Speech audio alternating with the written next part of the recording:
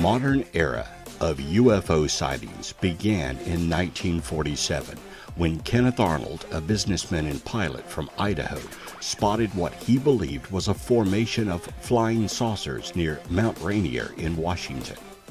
Encounters with unidentified flying objects have been recorded since ancient times, but Arnold's sighting hooked the American public. It was the encounter that launched 1,000 theories.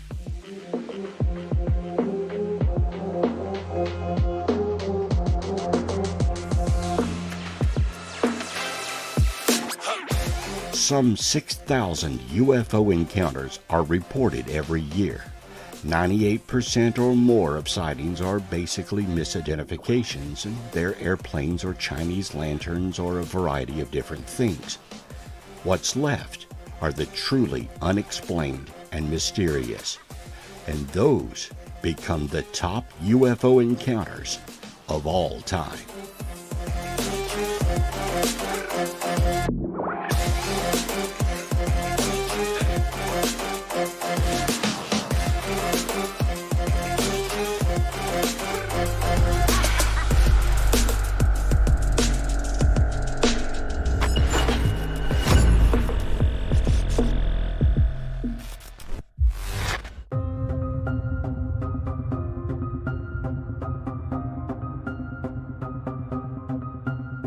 We begin with the oldest known photograph of a UFO. The photo was taken in 1870 at Mount Washington, New Hampshire. This was originally a stereo photograph, which would be difficult to manipulate.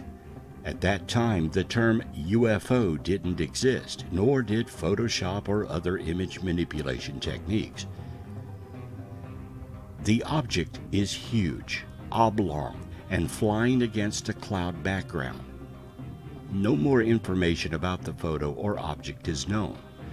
Because of the date it was taken and its obvious flying capabilities, it is one of the most mysterious UFO encounters caught on film.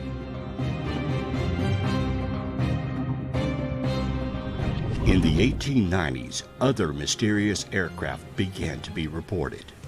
Mystery airships or phantom airships are a class of unidentified flying objects best known from a series of newspaper reports originating in the western United States and spreading east during the late 1896 through 1897 period. Airship sightings were reported worldwide during the 1880s and 1890s.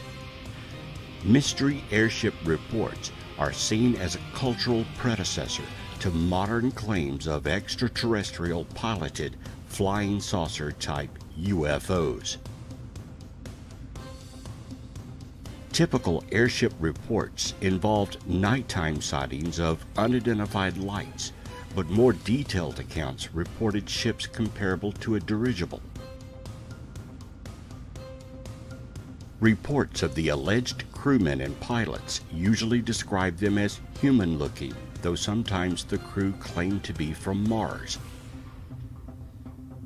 It was popularly believed that the mystery airships were the product of some inventor or genius who was not ready to make known of his creation public.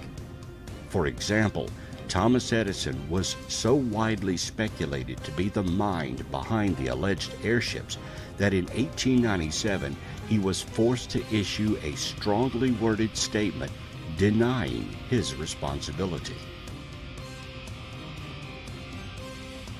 During the 1896 to 1897 time frame, numerous sightings of a cigar-shaped mystery airship were reported across the United States. One of these accounts appeared in the April 17, 1897 edition of the Dallas Morning News. Written by a Dallas Morning News stringer, S.E. Hayden, the alleged UFO is said to have hit a windmill on the property of Judge J.S. Proctor 2 days earlier at around 6 a.m. local time, resulting in its crash.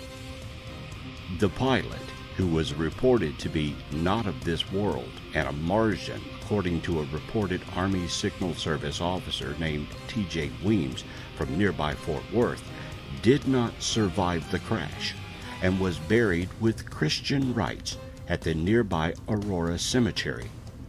The cemetery contains a Texas Historical Commission marker mentioning the incident. Reportedly, wreckage from the crash site was dumped into a nearby well located under the damaged windmill, while some ended up with the alien in its grave.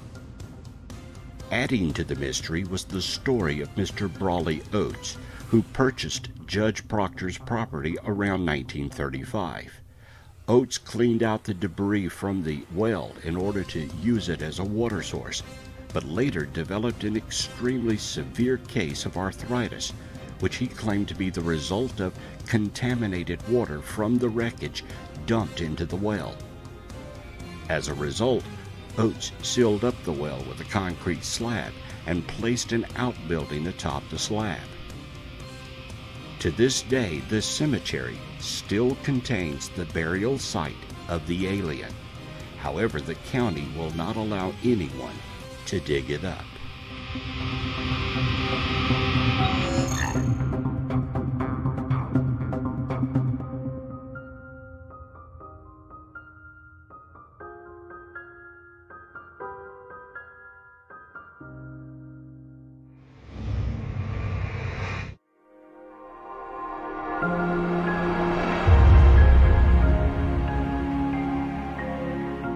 On April 12, 1941, in Cape Girardeau, the Reverend William Huffman was called to what he thought was a plane crash to read the last rites of the passengers.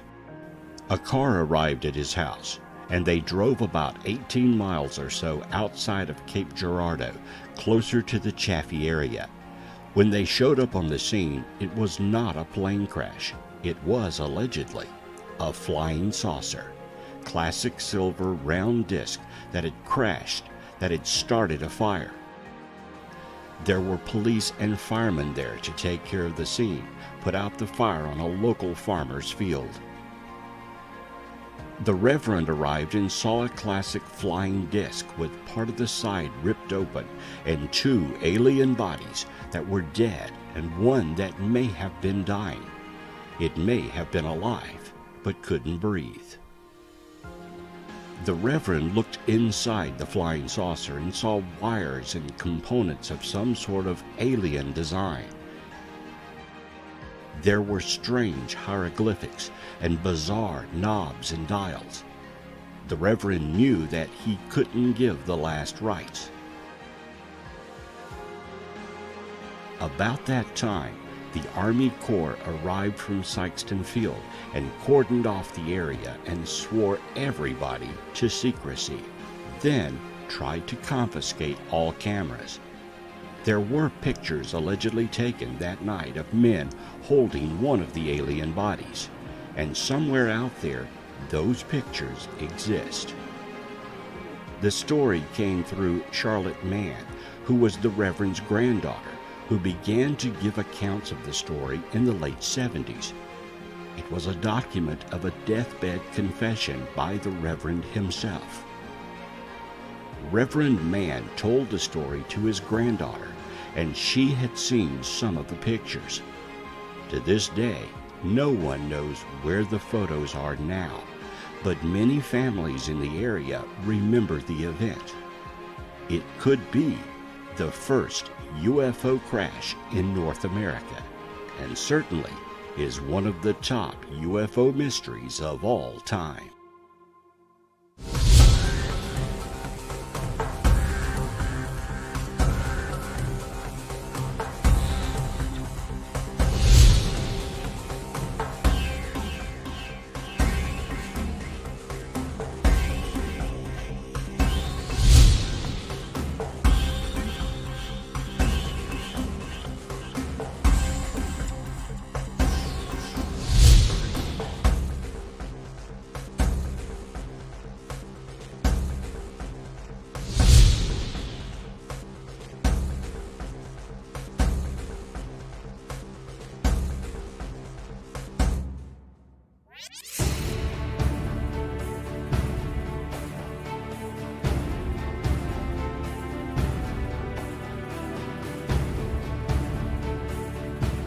A photo published in the Los Angeles Times on February 26, 1942, has been cited by some ufologists and conspiracy theorists as part of evidence that an extraterrestrial visitation happened.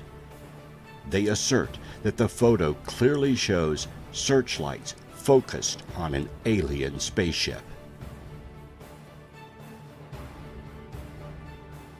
The Battle of Los Angeles is an incident that occurred less than 3 months after the United States entered World War II in response to the Imperial Japanese Navy's surprise attack on Pearl Harbor, and 1 day after the bombardment of Elwood on February 23rd.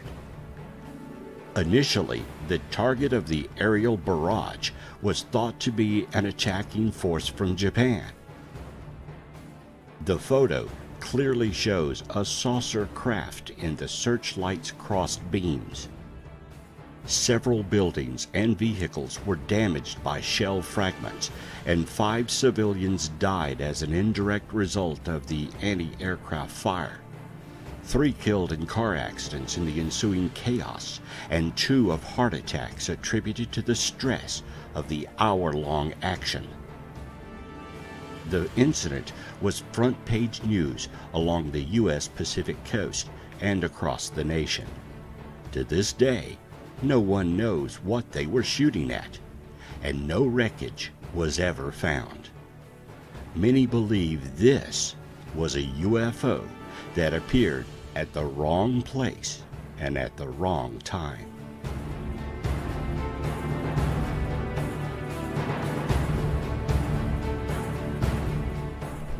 The modern-day UFO phenomenon began in 1947 with the aforementioned Kenneth Arnold UFO sightings.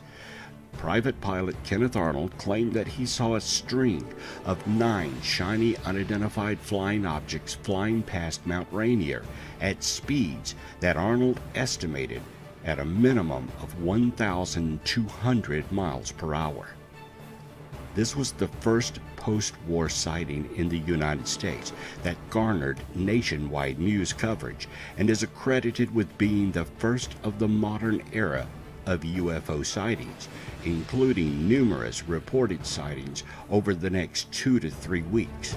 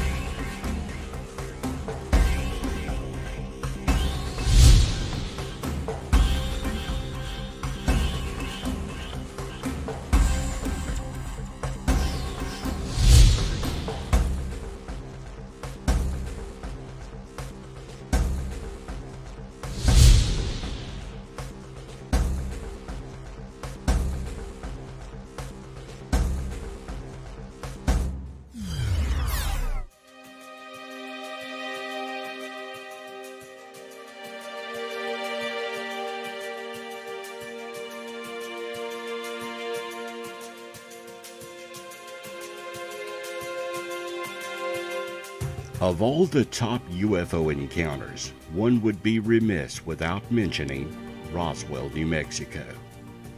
In July 1947, something happened northwest of Roswell during a severe thunderstorm. Was it a flying saucer?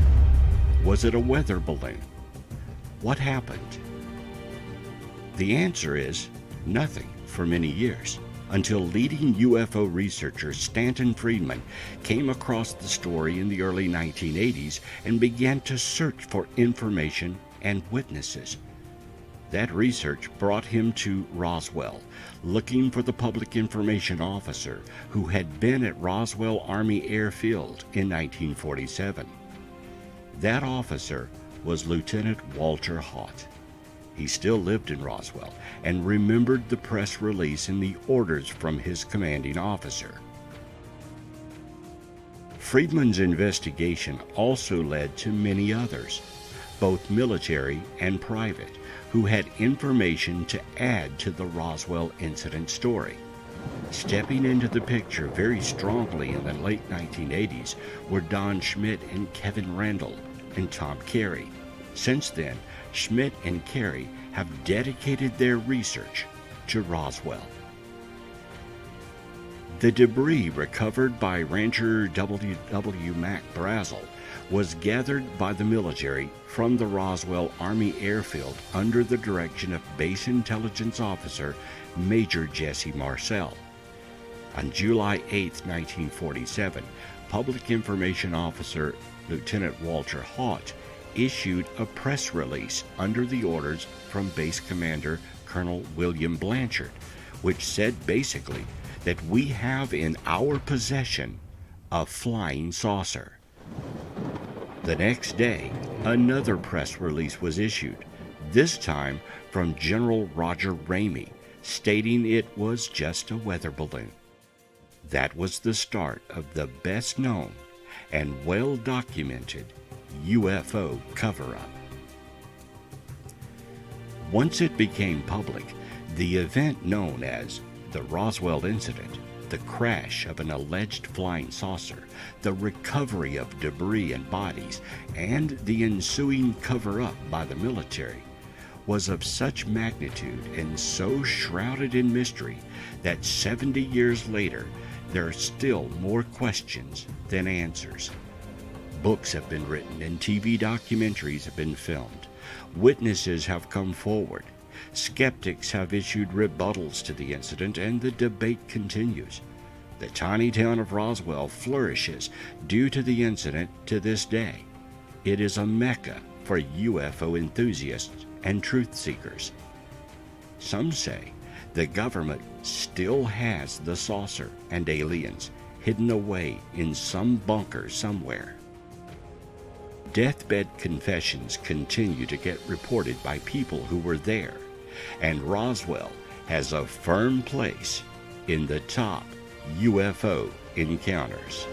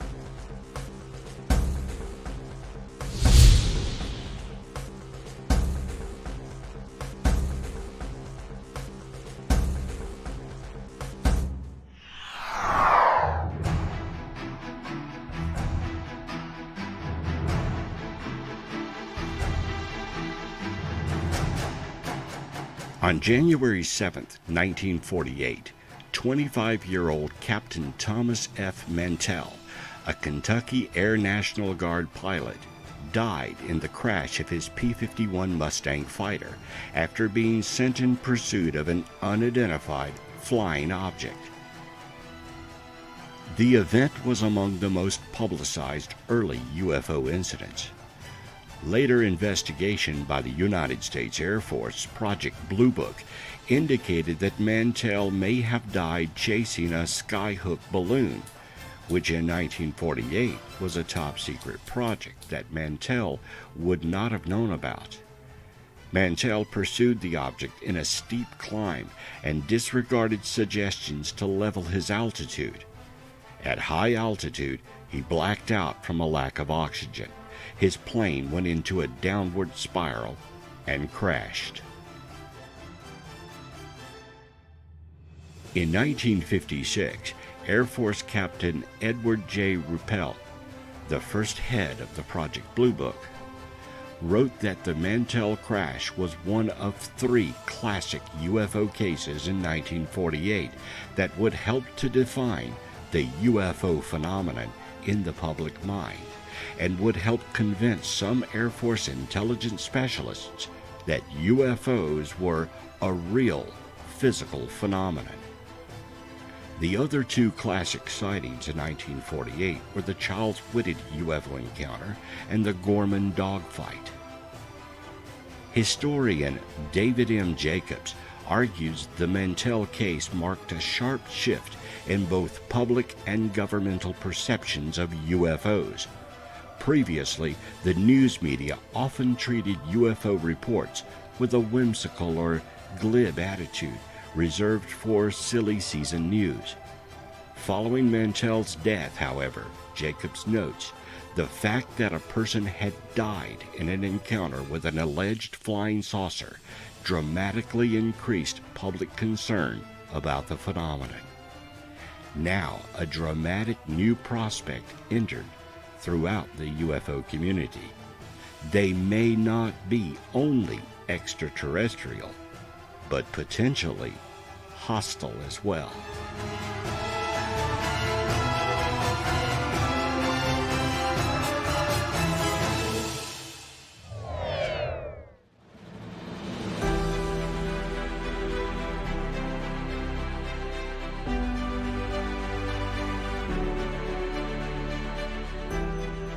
The Aztec, New Mexico UFO incident, sometimes known as the Other Roswell, was a flying saucer crash alleged to have happened in 1948 in Aztec, New Mexico. The story was first published in 1949 by Arthur Frank Scully in his Variety magazine columns, and later in his 1950 book, Behind the Flying Saucers. Beginning in the 1970s, some ufologists resurrected the story in books claiming the purported crash was real. In 2013, an FBI memo claimed by some ufologists to substantiate the crash story was dismissed by the Bureau as a second or third-hand claim that we never investigated. According to Scully, in March 1948, an unidentified aerial craft containing 16 humanoid bodies was recovered by the military in New Mexico after making a controlled landing in Hart Canyon, 12 miles northeast of the city of Aztec. The craft was said to be 99 feet in diameter, the largest UFO to date. Scully named as his sources two men identified as Newton and Guevara, who reportedly told him the incident had been covered up and the military had taken the craft for secret research. Scully wrote that the crashed UFO, along with other flying saucers captured by the government, worked on magnetic principles.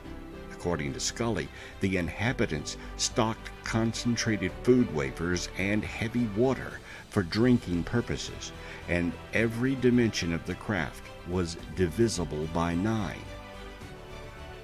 In the late 70s, Arthur Leonard Stringfield purported that not only was the incident real, but that the craft involved was one of many captured and stored by the U.S. military. In later years, many alleged first-hand accounts of the Roswell crash contained the Aztec crash story, with some claiming the craft was made of a material impervious to all heat, while others claiming the craft was damaged by the crash. The supposed humanoid bodies were said to measure between 36 inches and 42 inches in height and weighed about 40 pounds. Ufologists claim that shortly after the craft was downed, the military cleared the area of evidence, including the bodies, subsequently taking it to Hangar 18 at Wright-Patterson Air Force Base. The Aztec UFO crash is certainly one of the top UFO encounters of all time.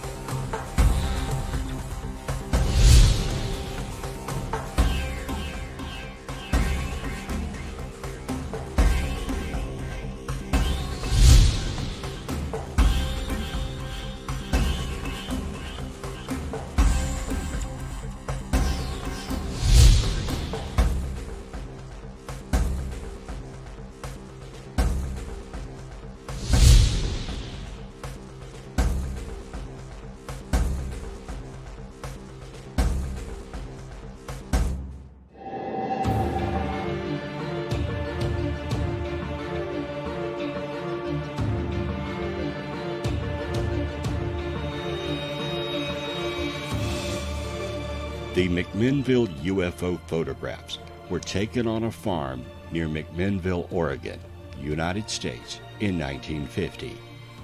The photos were reprinted in Life magazine and in newspapers across the nation, and are often considered to be among the most famous ever taken of a UFO. UFO skeptics believe that the photos are a hoax, but many ufologists continue to argue that the photos are genuine and show an unidentified flying object in the sky. In 1975, the negatives were found in the files of the News Register by Bruce Maccabee, an optical physicist for the U.S. Navy and a ufologist. After completing his own study of the photos, Maccabee assured that the original negatives were finally returned to the Trents. Maccabee analyzed the photos and concluded that the photographs were not hoaxed and showed a real physical object in the sky above the Trent farm. Much of his analysis is based on densiometric measurements, similar to the photometric analysis done by Hartmann. Maccabee argued that the brightness of the object's underside suggested it was at some distance from the camera, not a smaller object close to it. Maccabee also analyzed the position of various objects in the image, as well as an image prepared by Hartmann when he visited the site in June of 1967. Based on this, Maccabee argued that the line of sight of the two images intersected some distance behind the power lines seen in the photos, provided further evidence in his opinion that it was not a small model suspended from the lines. Maccabee stated that his analysis of the object did not find any evidence of a thread or string suspending it from the power lines. The McMinnville UFO photographs remained among the best publicized in UFO history. Skeptics continue to explain the two photographs as being hoaxes and/or fakes. Ufologists continue to argue that the Trent photos are credible evidence that UFOs are real, a physical phenomenon. Evelyn Trent died in 1997, and Paul Trent in 1998.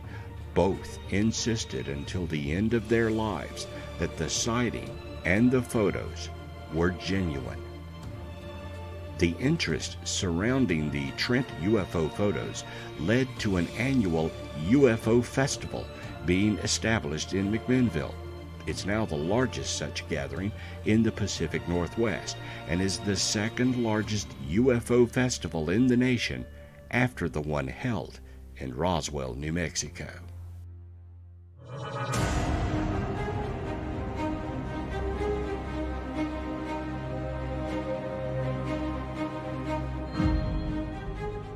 The Lubbock Lights were an unusual formation of lights seen over the city of Lubbock, Texas in August and September 1951. The Lubbock Lights incident received national publicity in the United States as a genuine UFO sighting. The Lubbock Lights were investigated by the U.S. Air Force in 1951.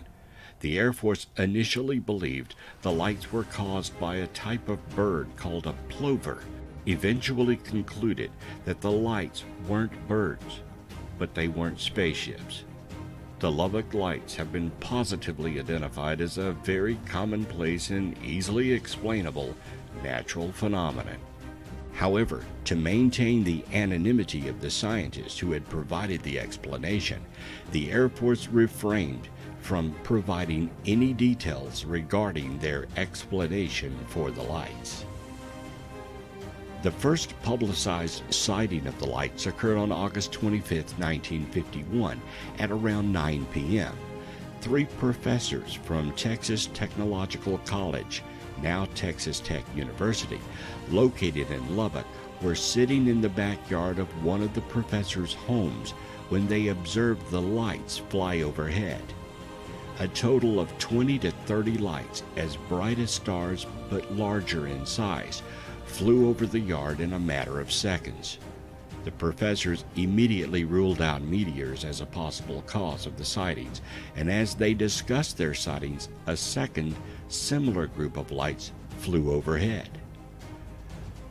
The three professors, Dr. A.G. Oberg, chemical engineer, Dr. W.L. Ducker, a department head and petroleum engineer, and Dr. W.I. Robinson, a geologist, reported their sightings to the local newspaper, the Lubbock Avalanche Journal.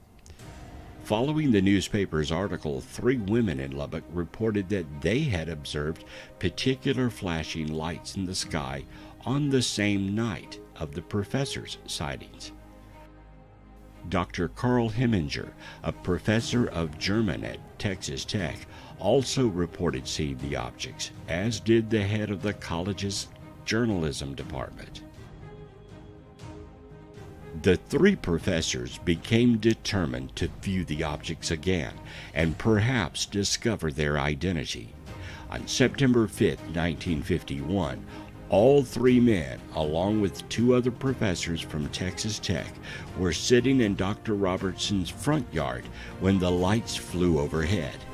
According to Dr. Grayson Mead, the lights appeared to be about the size of a dinner plate, and they were greenish blue, slightly fluorescent in color. They were smaller than the full moon at the horizon. There were about 12 to 15 of these lights. They were obviously circular. It gave all of us an extreme eerie feeling. Mead claimed that the lights could not have been birds, but he also stated that they went over so fast that we wished we could have had a better look. The professors observed one formation of lights flying above a thin cloud of about 2,000 feet. This allowed them to calculate that the lights were traveling at over 600 miles per hour.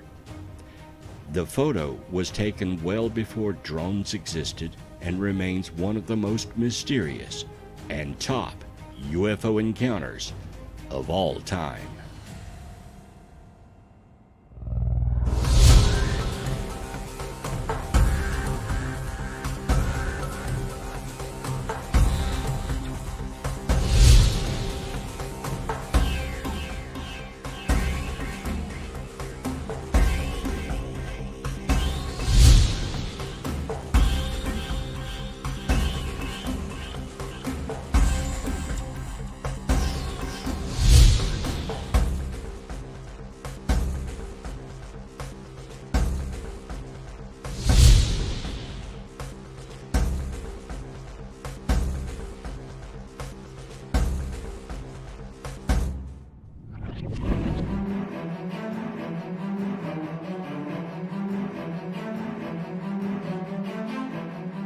The 1952 Washington, D.C. UFO incident, also known as the Washington National Airport sightings, or the invasion of Washington, was a series of unidentified flying object reports from July 12th to July 29th in 1952 over Washington, D.C.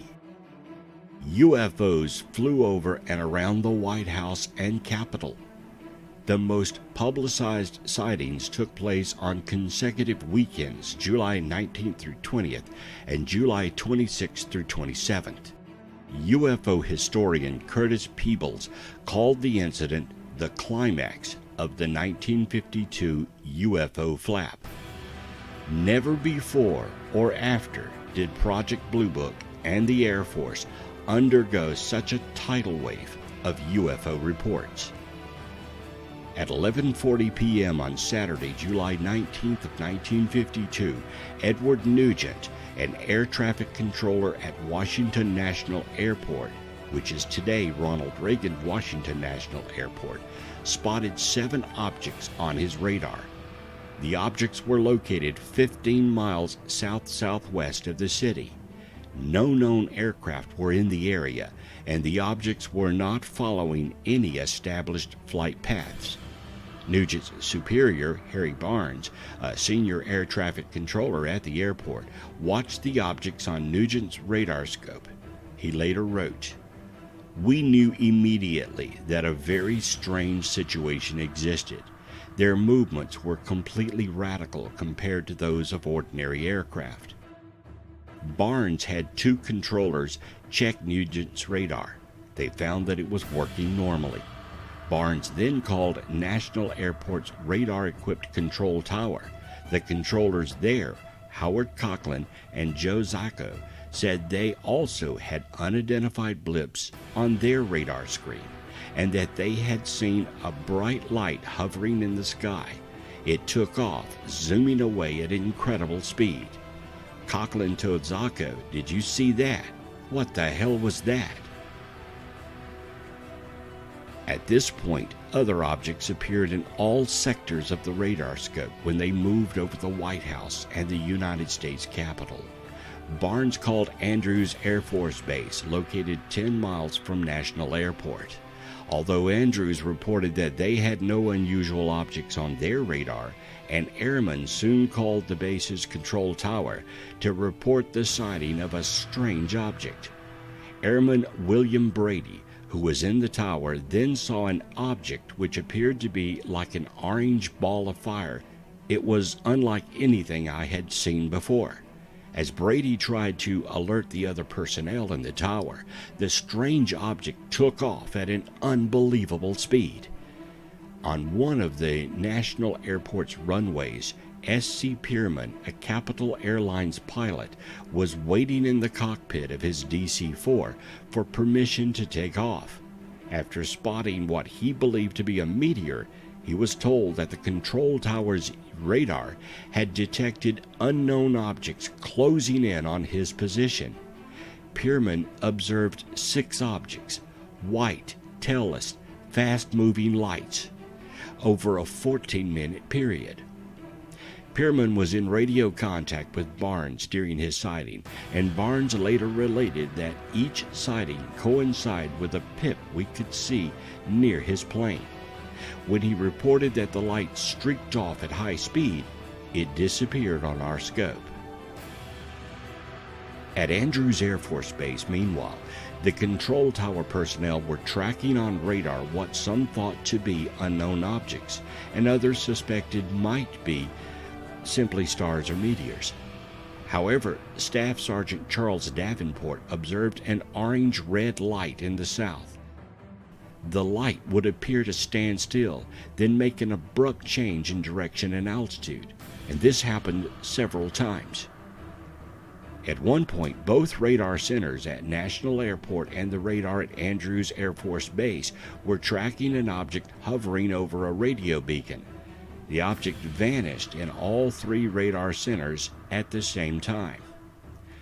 At 3 a.m., shortly before 2 United States Air Force F-94 Starfire jet fighters from Newcastle Air Force Base in Delaware arrived over Washington, all of the objects vanished from the radar at National Airport. However, when the jets ran low on fuel and left, the objects returned, which convinced Barnes that the UFOs were monitoring radio traffic and behaving accordingly. The objects were last detected by radar at 5:30 a.m. UFOs flying over our nation's capital is, of course, very disturbing and makes this sighting one of the top UFO encounters of all time.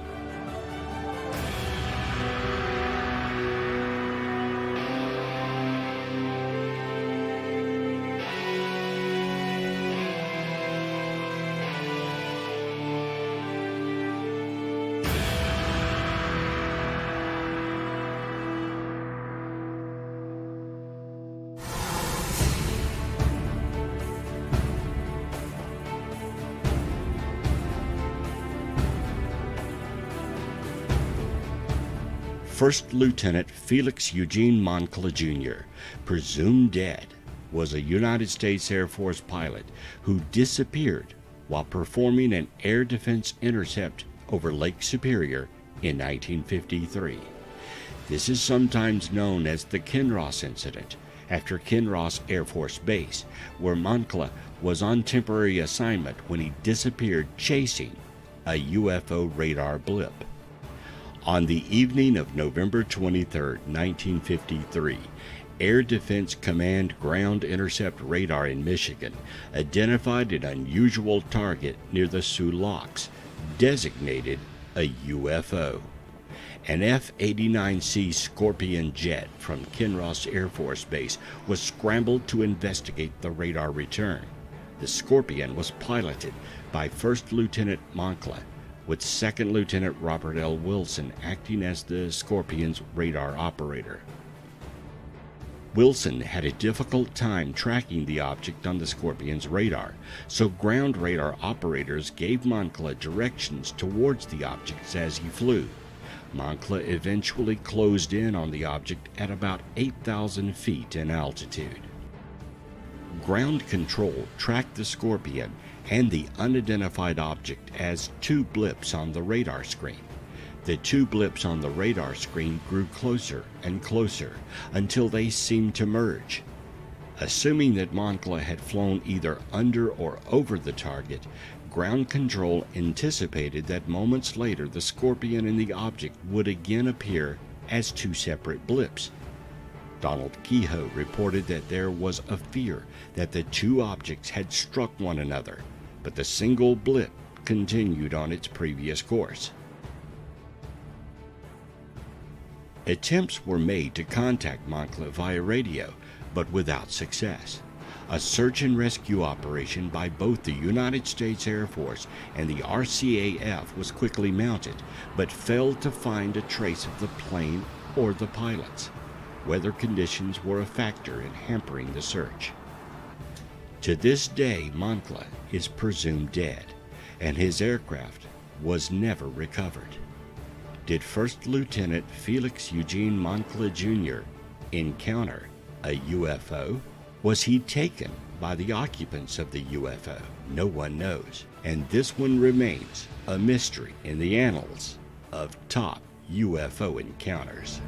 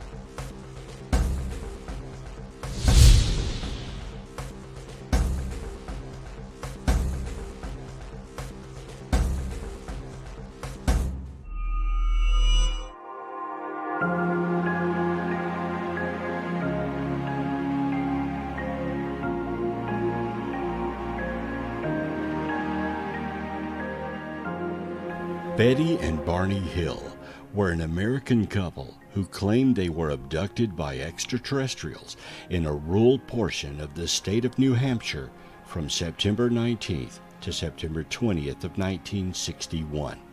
It was the first widely publicized report of an alien abduction in the United States.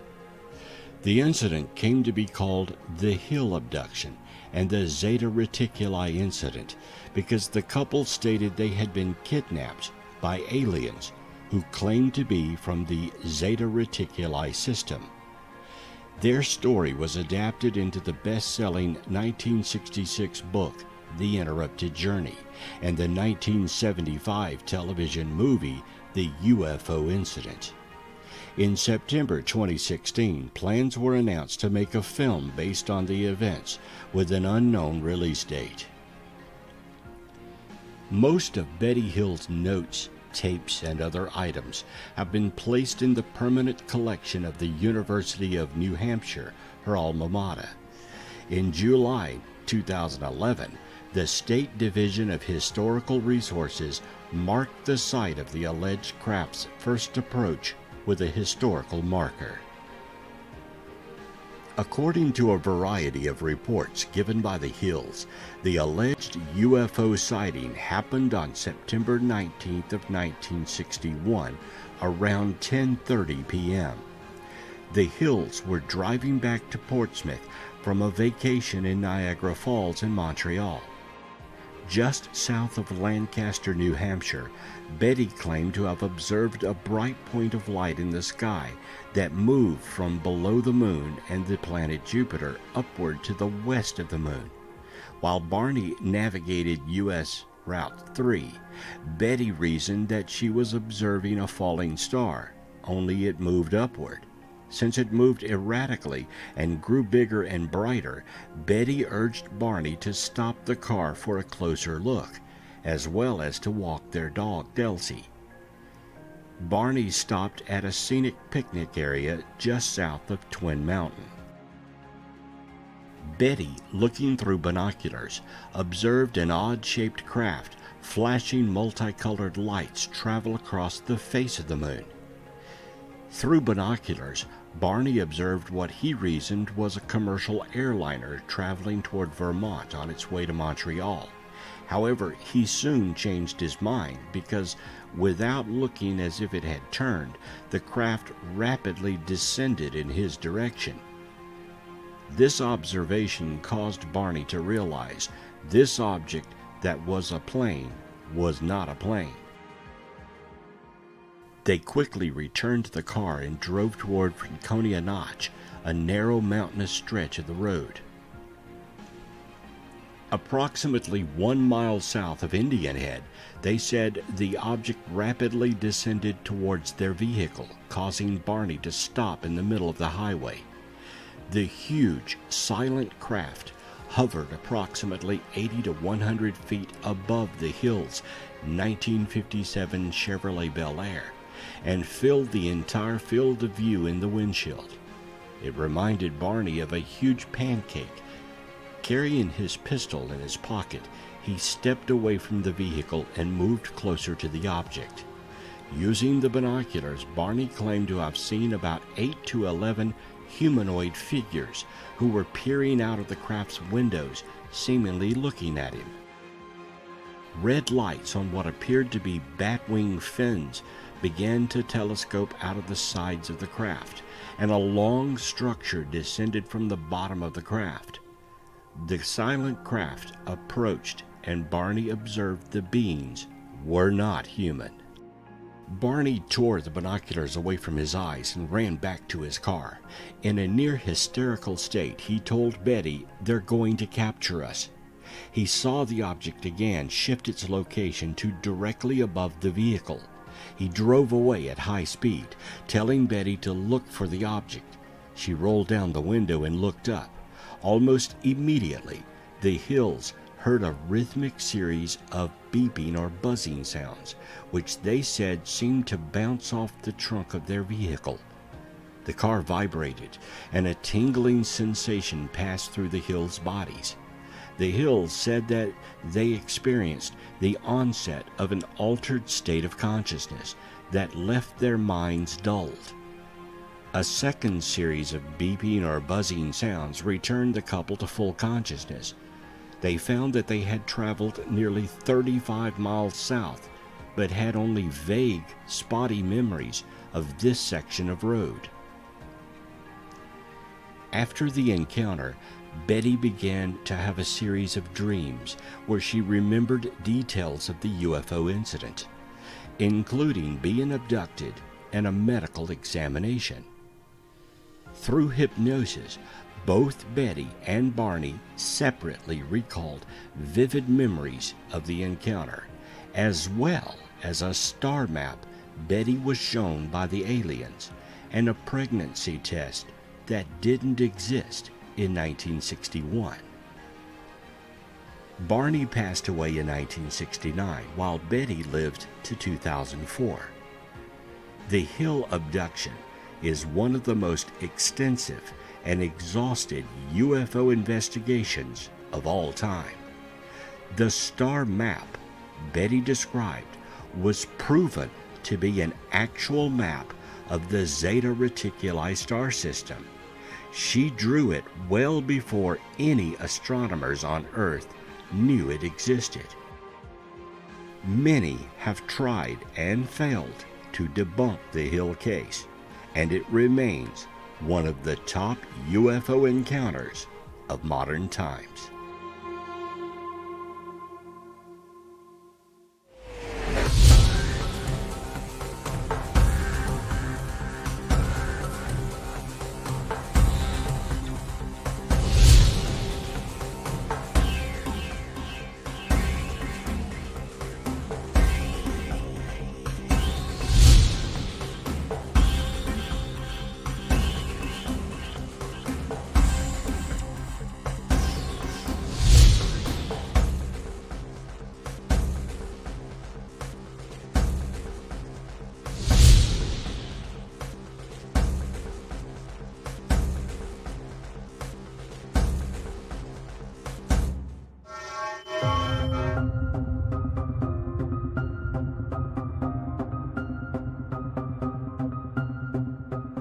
On the evening of October 11, 1973, co-workers 42-year-old Charles Hickson and 19-year-old Calvin Parker told the Jackson County, Mississippi Sheriff's Office they were fishing off a pier on the west bank of the Pascagoula River in Mississippi when they heard a whirring, whizzing sound.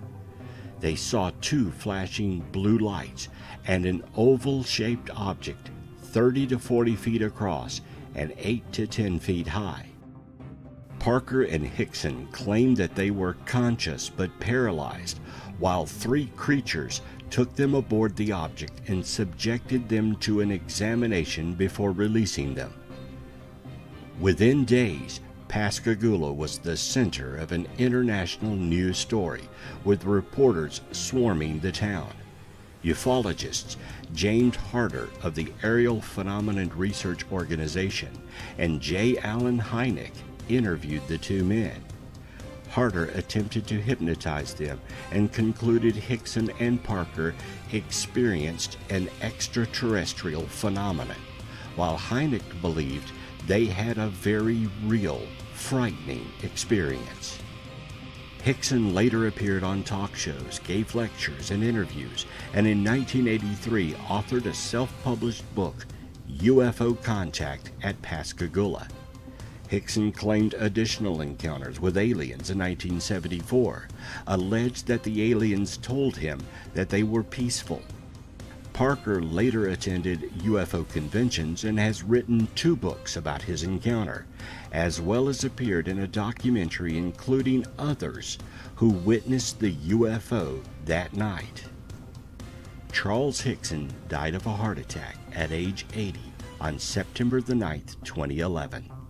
Charlie told his story until he died, claiming it was, in fact, all true. Calvin continues to make appearances at UFO conventions, and his story remains solid. He says he will tell the truth of the encounter till the day he dies. The Pascagoula UFO abduction continues to baffle debunkers to this day.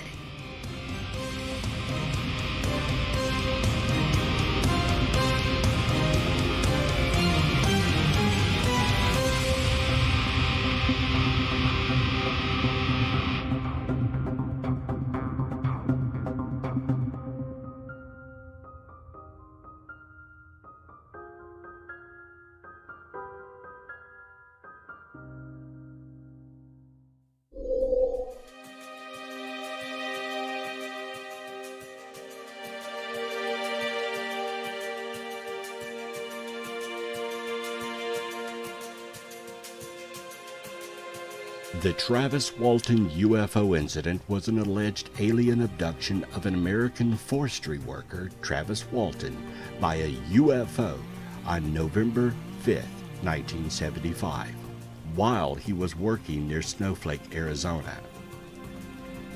Walton reappeared after a 5-day search. The Walton case received mainstream publicity and remains one of the best-known alien abduction stories. Walton wrote a book about his purported abduction in 1978 called The Walton Experience, which was adapted into the 1993 film Fire in the Sky. According to Walton, on November 5, 1975, he was working with a timber stand improvement crew in the forest near Snowflake, Arizona. While riding in a truck with 6 of his co-workers, they encountered a saucer-shaped object hovering over the ground approximately 110 feet away, making a high-pitched buzz.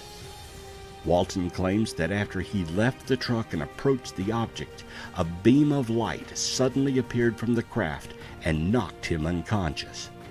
The other 6 men were frightened and drove away.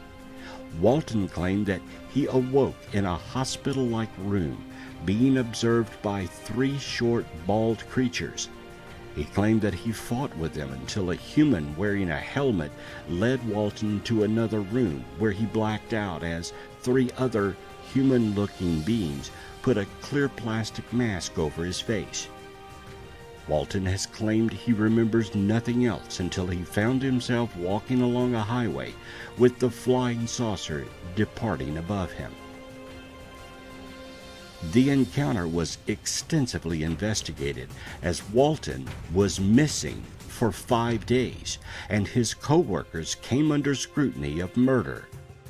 All took and passed lie detector tests and remained solid that their encounter did happen, even though many of the parties do not get along. The Allagash abduction is a purported UFO sighting and alien abduction claimed to have occurred in Allagash, Maine, United States in 1976. Brothers Jim Werner and Jack Werner, with friends Charles Foltz and Charles Rack, claimed that they were abducted by aliens during a camping trip in Allagash, Maine, on August 20th of 1976. According to the four men, hypnotic regression enabled them to recall being taken aboard a circular UFO and being probed and tested by four-fingered beings with almond-shaped eyes and languid limbs. The men all claimed that when they set out fishing on Big Eagle Lake the evening of the UFO sighting, they had left a large fire burning at their campsite as a beacon to guide them back to shore during the pitch-black night. However, when they returned to the campsite, the fire had burned down much faster than they thought it should have, given the amount of time that they thought they had spent out on the water. This led to understanding the men had experienced missing time, and the encounter occurred during that time. In a later interview by St. John Valley Times, Charles Rack changed his story, saying he saw strange lights during the camping trip, but the abduction part of the story was a total fabrication, and he went along with the narrative for financial gain. The other members of the group stand by the abduction story. According to Jim Werner, Jack, Charlie, and I, after all these years, are still in agreement with the Eagle Lake event as we three remember it. We also accept the results of the hypnotic regression sessions and subsequent polygraph tests as supportive of an abduction scenario.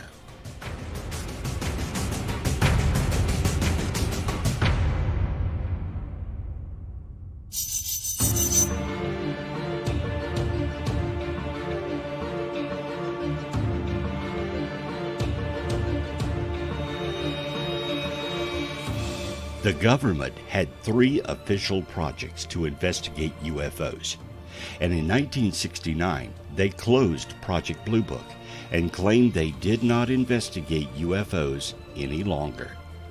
This was not true. The Advanced Aerospace Threat Identification Program, or ATIP, was a secret investigative effort funded by the United States government to study unidentified flying objects or unexplained aerial phenomena. The program was first made public on December 16th of 2017. The program began in 2007 with funding of $22 million over the 5 years until the available appropriations were ended in 2012. The program began in the U.S. Defense Intelligence Agency. Although the official ATIP program has ended, a related group of interested professionals have extended the effort, founding a public benefit corporation and entertainment company named To the Stars Academy of Arts and Science. ATIP came to a broader public attention on the 16th of December 2017 in 3 news stories in the Washington Post, Politico, and the New York Times. Gun camera footage of a UFO known as the Tic-Tac UFO came to light, and the pilot confirmed it was a UFO. At least 6 Super Hornet pilots made visual or instrument contact with the UFO on November 14, 2004. Later, under pressure, the government had to concede that it did indeed run the program, and that all the footage leaked or released was in fact genuine. Since then, a plethora of government officials, politicians, military personnel, and those who worked on the project have come forward. It's pretty clear the government takes UFOs seriously.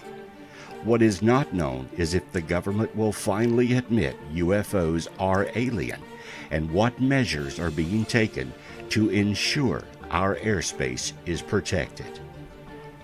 Captain Max Clark, commanding officer of the USS Nimitz, has said it is important his ship and everybody on it is kept safe from UFOs.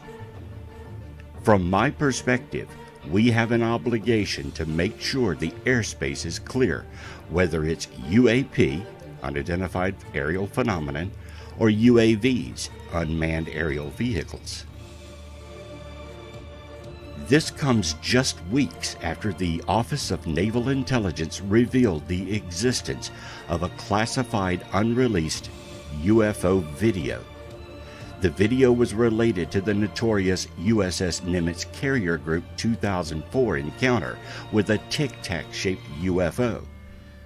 The encounters remain a mystery, and the object's incredible speed and movements have led to speculation that it was extraterrestrial.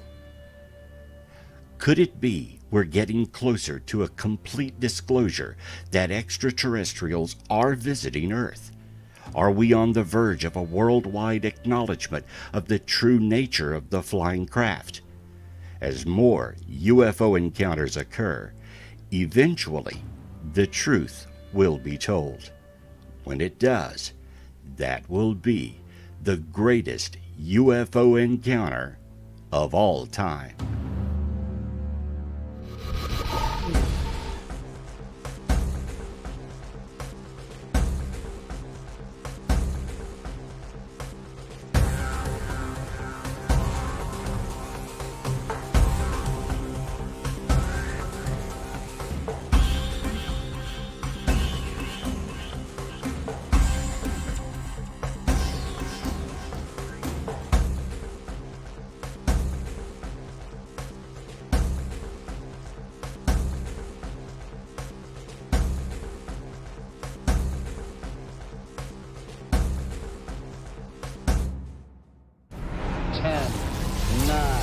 Ignition sequence start.